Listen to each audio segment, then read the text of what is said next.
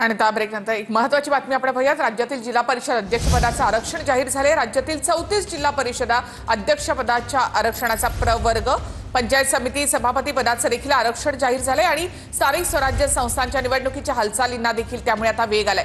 महाराष्ट्रात जिल्हा परिषद अध्यक्ष, उपाध्यक्ष आणि सभापती असं आरक्षण जाहीर झालं आहे। ग्रामविकास विभागाकडून अधिसूचना जाहीर करण्यात आल्या आहेत। 34 जिल्हा परिषद अध्यक्ष पदासाठीचं आरक्षण घोषित झालंय। अधिक माहिती आपण घेऊयात आमचे प्रतिनिधी विनायक डावरून यांच्याकडून। विनायक, निखिल, आपण जर पाहिलं तर स्थानिक स्वराज्य संस्थांच्या निवडणुका ज्या आहेत त्या आता होऊ घातलेल्या आहेत आणि त्याच अनुषंगाने ही सगळी पावलं जी आहेत उचलायला सुरुवात झाली आपल्याला पाहायला मिळते। जिल्हा परिषद आणि पंचायत समितीच्या जे प्रमुख पद असतात, अध्यक्ष आणि सभापती, यांचं आरक्षण जे आहे ते ग्रामविकास विभागाकडून जाहीर करण्यात आलेलं आपल्याला पाहायला मिळतं। 34 जिल्हा परिषद आहेत त्यांचं आरक्षण जे आहे ते जाहीर झालेलं आहे।